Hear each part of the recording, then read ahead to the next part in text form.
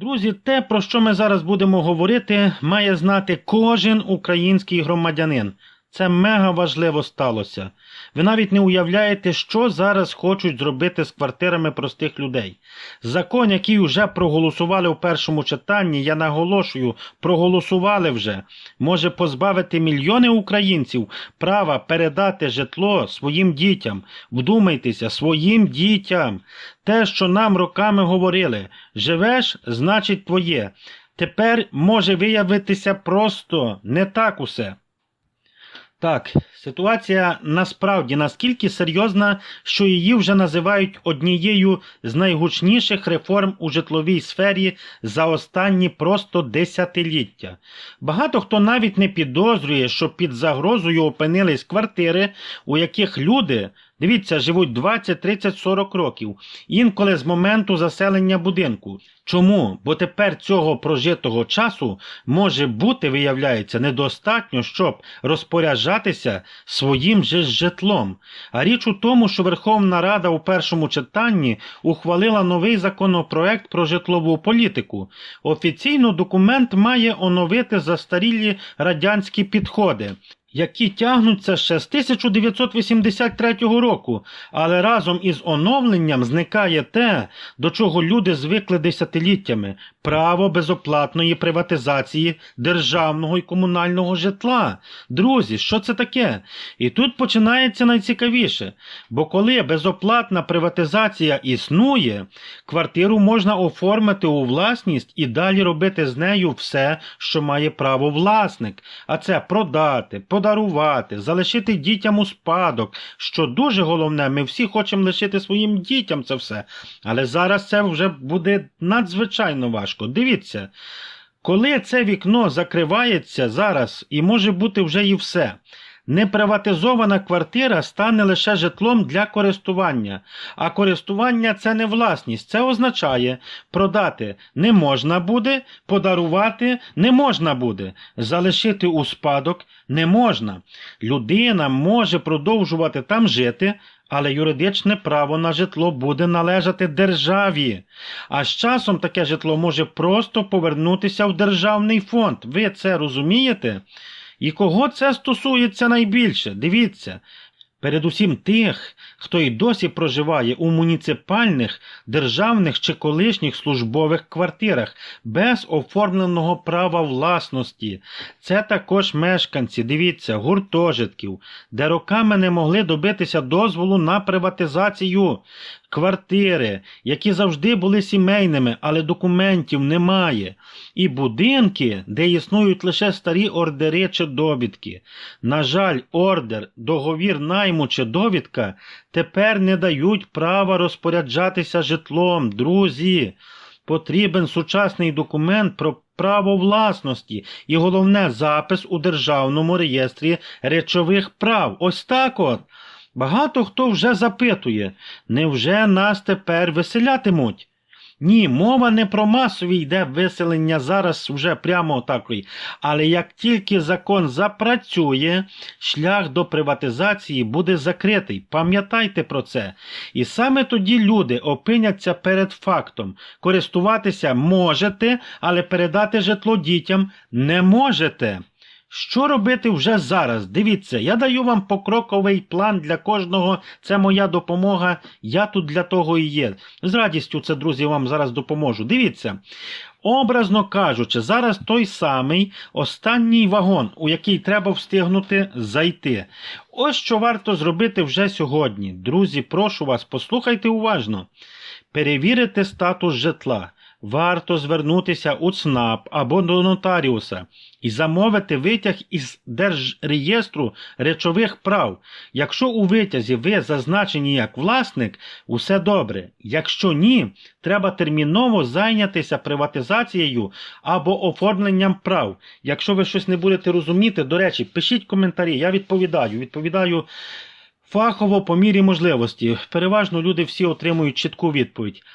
І тепер дивіться, друзі, підготувати треба документа, зазвичай потрібні паспорт і код, друге – ордер або договір найму, третє – техпаспорт, четверте – довідка про склад сім'ї, П'яте. Рішення чи накази, які колись давали право користування. І останнє – документи про пільги, якщо вони є. Значить, подати заяву на приватизацію. Дивіться, як це треба зробити правильно. Звертайтеся до органу, який відповідає за ваш будинок. Це може бути виконком, житловий департамент, балансоутримувач. Чим швидше подасте документа, тим буде краще. Дуже ще важливо, як уникнути родинних конфліктів. Якщо в квартирі зареєстровано кілька осіб, одразу вирішіть, на кого оформлювати будете, як розподіляти частки і чи є можливі претенденти на спадщину. Затримки через суперечки можуть зупинити процес. Ви розумієте, час буде згаяний. Тепер ще наступне. Проконсультуватися треба з нотаріусом. Нотаріус допоможе визначити, дивіться, як закріпити частки ці всі правильно. І чи потрібний шлюбний тут договір. І чи варто скласти, може, заповіт, щоб діти не бігали потім по судах, друзі. Це важливо, все важливо. І тепер є нюанси, про які багато навіть хто не знає. Зараз вам розкажу. Колись норми безоплатної приватизації обмежувалися площею на людину. Якщо квартира була більшою, то частину пропонували викупити. У різних містах ці правила могли відрізнятися. Тому уточніть у своєму органі, які умови діють сьогодні, розумієте? Окремо варто сказати про службові та соціальні квартири, а також про гуртожитки. Там процедура зазвичай складніша. Може знадобитися більше документів і більше часу, тому краще почати завчасно. Я ще раз повторюю це. І якщо хтось із зареєстрованих мешканців перебуває за кордоном, наприклад, або на тимчасово окупованій території, подумайте про довіреність чи інші форми дистанційного оформлення. Дуже важливо. І найголовніше, обов'язково переконайтеся, що результат оформлення – це саме запис у Держреєстрі прав. Будь-які папірці без реєстру – це не право власності, запам'ятайте це твердо. І що буде зі службовими та соціальними зараз квартирами? Друзі, об'яснюю вам. Закон робить великий акцент на розвитку службового та соціального зараз житла. І звучить це красиво. Людям надаватимуть житло для проживання, щоб вони не залишилися без даху над головою. Але тут ключове слово «надаватимуть», пам'ятайте, а не надаватимуть у власність. Суть проста. Це житло для користування, розумієте? Власником залишається держава. Людина може жити там лише поки відповідає певним критеріям, а це працює у відповідній установі або має певний статус тощо, друзі. А завтра критерії можуть і змінитися, і разом з ними ваше право жити у тій квартирі. Це жорстко, але саме так виглядає модель соціального житла у більшості країн. Воно так і є. Різниця лише в тому, що в інших державах людям паралельно дають реальні можливості вийти з цього тимчасового циклу. Це дешеві іпотеки дають, довгі кредити під низький відсоток, це ви, може, вже чули, державні програми будівництва. У нас же поки що про це, тільки говорять і все. Можливо, колись і так буде само. Але чому це так хвилює зараз людей? Бо для мільйонів українців квартира – це не просто дах. Це безпека, гарантія на старість, спадщина дітям, фінансова подушка, можливість продати чи обміняти житло в разі потреби. І коли квартира вже не твоя, як кажуть, ти залежиш від чи чиновника, чи комісії, чи якогось уже рішення, змінених правил, від держави. І цей страх є абсолютно логічним. Як це поєднується зараз зі скасуванням безоплатної приватизації? Ви, напевно, цього ще не чули. Дуже просто. Вікно безкоштовної приватизації хочуть закрити. Натомість пропонують більше соціального та службового житла. Але соціальне житло – це тимчасово. Воно не дає впевненості у майбутньому, у завтрашньому дні, я би так добавив від себе. Фактично, це виглядає як обмін, розумієте? Менше людей матимуть тепер приватну власність. Більше людей житимуть у державному житлі на якихось там різних, знаєте, умовах. Для бідніших сімей це може перетворитися просто на пастку. Квартира є, але вона не ваша. Жити можна, але завжди, як кажуть, на валізах. Але і тут немає чого переживати, бо якщо всі норми дотримувати, то все буде добре. Я вам вище там сказав, що зробити. Вірніше, я від себе хочу допомогти, ваше рішення вже робити так чи ні. І тепер дивіться, як жити далі, якщо приватизація неможлива. Різні випадки бувають. Треба, дивіться, твердо оцінити ситуацію і мати такий собі робочий план. Що тут треба буде зробити? Дивіться, відкладати на перший внесок під майбутню іпотеку. Розумієте?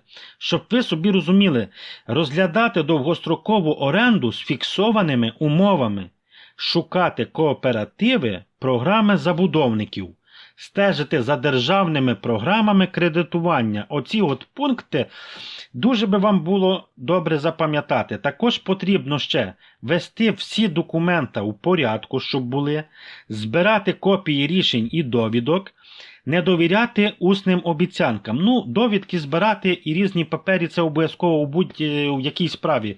Якщо ви будете мати це все з печатками, усні зауваження там уже не будуть проходити ніде. Так що буде правда на вашій стороні. У тимчасовому житлі правило просте. Немає в договорі, розумієте? Немає в житлі. Що ми маємо вимагати зараз тут від влади, держави, щоб бажано було добре? По-хорошому держава повинна, прямо зараз забезпечити чіткі та прості процедури приватизації там, де вона ще можлива. Я думаю, раз такий закон уносять, забезпечити людям прості процедури. Держава повинна реальні доступні іпотеки зробити з адекватними відсотками. Моя думка така. Зрозумілі правила виселення та проживання у соціальному житлі. Захист довгострокової оренди повинен бути. І прозору статистику, стільки такого житла є, кому дають, як ці працюють черги. Підсумок я би вам так сказав. Будемо вже закінчувати, бо трошки відео довге, вибачайте, але не можна за хвилину таке пояснити.